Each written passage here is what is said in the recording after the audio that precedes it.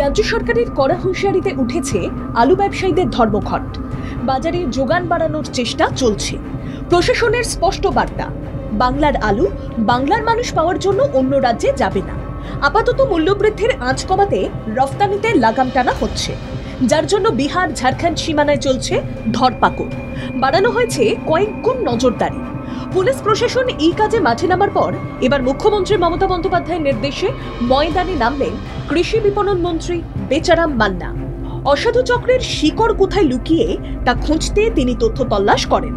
পাশাপাশি ঝাড়গ্রাম ও মেদিনীপুরের জেলা শাসকদের নির্দেশ দেন যাতে কোনোভাবেই অন্য রাজ্যে আলু না যায়। কড়া হাতে অগ্নিমূল্যের আঁচ কমানোর ব্যবস্থা নিতে বলেন বেচারাম মান্না। মন্ত্রী জানান 6,02,000 মেট্রিক টন আলু রাজ্যে রয়েছে। ঘূর্ণিঝড় দানার জন্য আলু চাষ পিছিয়ে গেছে। এই অবস্থায় 45 দিন এই মজুত আলু কাজে লাগানোর চেষ্টা হচ্ছে। রাজ্যের মাননীয় মুখ্যমন্ত্রী বলেছেন যে আমাদের রাজ্যের মানুষের যতটা প্রয়োজন আলু লাগে সেটা রেখে যদি উদ্বৃত্ত থাকে তখন বাইরে যাবে। কিন্তু আমাদের যে আলু রয়েছে গত 2রা ডিসেম্বরের তথ্য অনুসারে আমাদের 6,02,000 মেট্রিক টন আলু আমাদের রয়েছে। নতুন যে আলু ডিসেম্বর মাসের 25 তারিখে পাওয়া যেত সেটা জানুয়ারির 10 থেকে 15 তারিখের মধ্যে পাওয়া যাবে আশা করছি। তাই এই আলু আমাদের আর যা আছে তাতে সাফিসিয়েন্ট। সেজন্য অসাধু কিছু ব্যবসায়ী তারা রাজ্যের মানুষের স্বার্থ না দেখে বিভিন্ন চোরা পথে তারা রাজ্যের বাইরে নিয়ে যাওয়ার চেষ্টা করছে।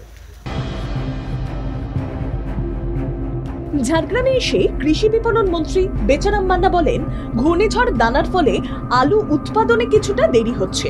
প্রায় 15টা দিন পিছিয়ে গেছে আলু চাষ। এই সময় নতুন আলু উৎপাদন হয়ে যাওয়ার কথা কিন্তু মনে করা হচ্ছে। ভিন রাজ্যে আলু রপ্তানি না হলে এবার নিয়ন্ত্রণে থাকবে আলুর দাম। বাংলা ঝাড়খণ্ড সীমান্তবর্তী এলাকাগুলিতে নজরদারি বাড়ানো হচ্ছে।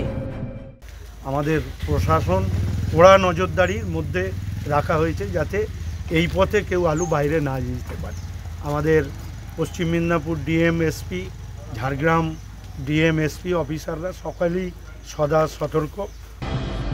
তাই এই রাজ্যের মানুষের স্বার্থে প্রশাসন যে সজাগ ভূমিকা নিচ্ছে তা বাস্তবেও দেখা যাচ্ছে। গ্রাউন্ড জিরোয় গিয়ে জনস্বার্থে এই কাজ করায় মন্ত্রী ও প্রশাসনের কর্তাদের সাধুবাদ জানাচ্ছেন জেলার মানুষ। দেবব্রত বাগের রিপোর্ট, বাংলা জাগো।